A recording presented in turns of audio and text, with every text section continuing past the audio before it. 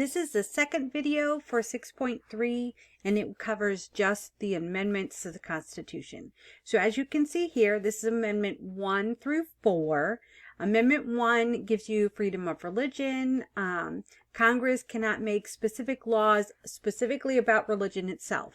So you have freedom of speech, freedom of the press, the right of people to peaceably assembly. If you riot, start doing things such as harm or vandalism, that's not peaceful assembly, so that's not a right, but a right to assemble peacefully. The right to petition the government for any grievances that you may have as a citizen. Amendment 2 is created to regulate the militia, the right of the people to keep and bear arms. And that is all that it says. Amendment 2 says the American people have the right to create a militia and the right to keep and bear arms. It doesn't say what kind of arms. It doesn't say specifically that you could have all kinds of things that create harm. It's just the right to bear arms. And so that leaves it up to the federal government to decide what type of arms those are. Amendment 3, no soldier shall be quartered in any house without the consent of the owner. And this is a direct result of the Quartering Act that came out prior to the American Revolution. Then Amendment 4 says there will be no unreasonable search and seizures. And that is a result of the writs of assistance that had no end to them. So this is specifically to limit what individuals of power, individuals such as the police force or the military, can do if they need to look and see what you may own as a citizen if they're looking for evidence in a crime. Amendment 5 through 8. Amendment 5 says that capital crimes go to a grand jury. So it really limits what a capital crime is. You cannot be tried twice for the same offense. So this is double jeopardy. So if you're tried for murder and you're found not guilty, they cannot try you again for murder of that same person unless new evidence comes to light. All the old evidence doesn't count anymore. You have to have new stuff. You cannot be forced to testify against yourself. This is the statement of I take the fifth. Amendment 6, this is your Miranda rights, the rights that they have to tell you as a police officer before they arrest you. You have a right to a speedy trial, speedy and public trial. You have the right to know what you are accused of. You know who the witnesses are against you. So if somebody is accusing you of something, you have the right to know who that is. You have the right to a lawyer. Amendment 7 says you have a right to a jury trial if the infraction is over $20. The Amendment 8 says there shall be no cruel and unusual punishments inflicted. So if a punishment for a certain crime, it can't be like you stole a candy bar. They can't give you life imprisonment for that. The next set of amendments is 9 through 12. Amendment 9, by listing the specific rights, does not mean that others shall be denied. So just because you have it lists specifically under this, these are the rights you have, it doesn't mean if it's not listed, you don't have that right.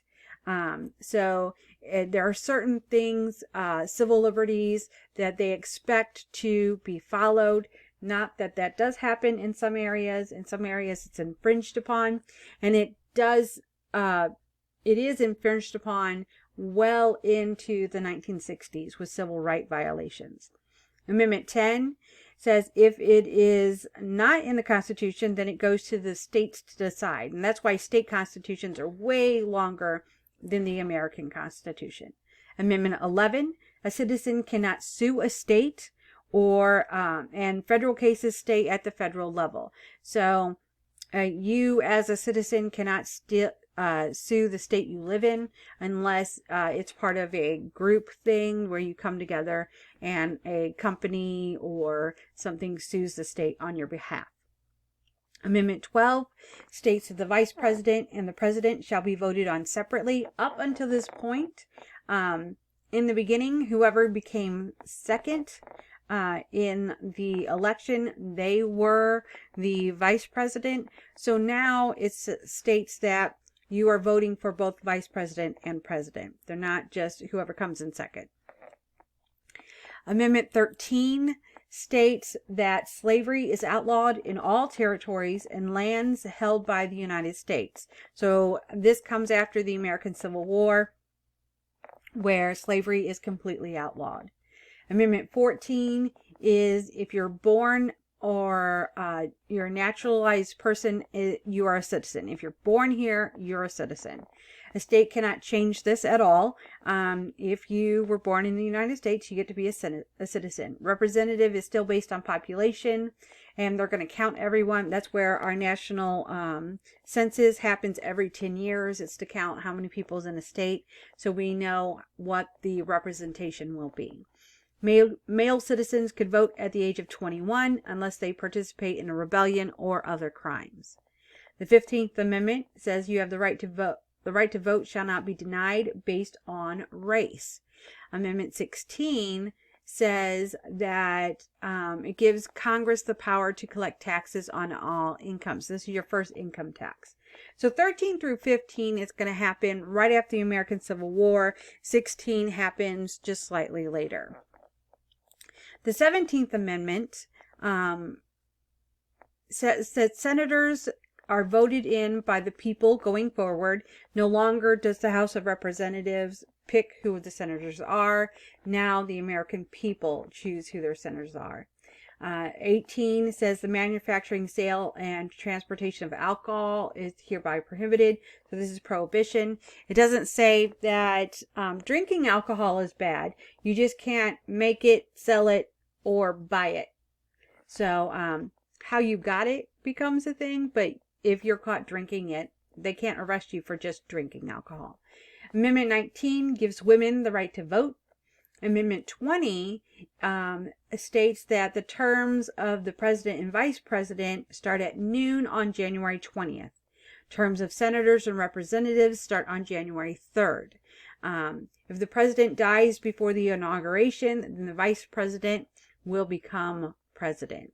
In a tie in the Electoral College, then it goes to the House of Representatives to decide who becomes president if there is an exact tie.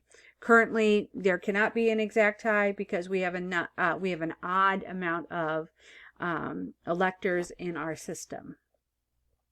The 21st Amendment repeals prohibition. So it repeals the 18th Amendment and says you can manufacture, sale, and transport alcohol now. Yay, everybody can drink again.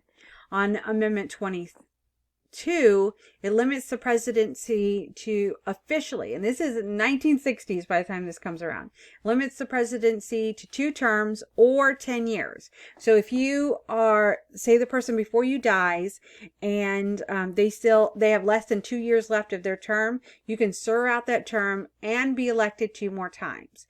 But if they die in the first month or so, you would serve out that term and you can be elected 1 time.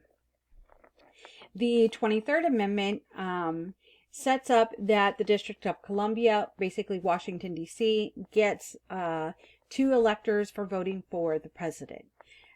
Amendment 24, you cannot keep someone from voting by adding a poll tax. So you cannot charge somebody to vote.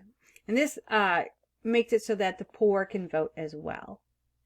The 25th Amendment officially says if the president dies in office, the vice president is president. And it takes a really long time before this sets up. Before when other people had died, when our first person who died as president, they had a big debate on whether they should do. But it will be now on the 25th Amendment where officially if the president dies in office, the vice president is president. If the president resigns, the vice president becomes president. If the House and Senate believe the president is unfit for duty, then they can remove him. Meaning if they're sick or there's something mentally wrong with them, then they can remove them. You need a 2/3 majority of the Senate to do this, of the House and the Senate to do that. Right now, we're kind of really polarized, so that'd be really hard for that to happen. Amendment 26 sets the voting age now at 18 instead of 21. And Amendment 27, which is our last amendment, it says if Congress gets a raise, it goes not, if they get a raise, it does not go into effect until after the next election. So the House decides who gets a raise and who doesn't. So they give themselves their own raises.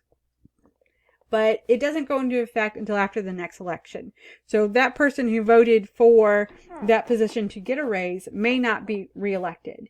And so far, they would not get a raise at that point. So that is all the amendments. And now what you need to do is go on to section 6.4.